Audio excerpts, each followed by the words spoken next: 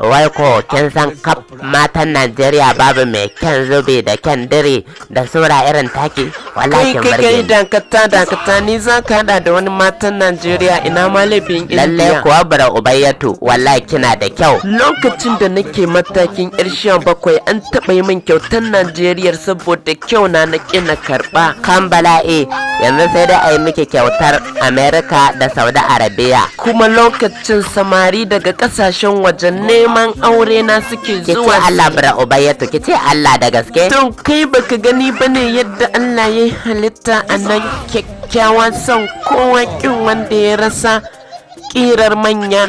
Malam duba Allah kin ga wallahi ko da ina da kuɗi da na aure ki. Amma zan karya farashi. Ke dallacen samari daga kasar waje sun kasa sai ni. A'a ka tsaya mana wai kawai fa irin ƴan matanci ne ma. Ci gaba da jira.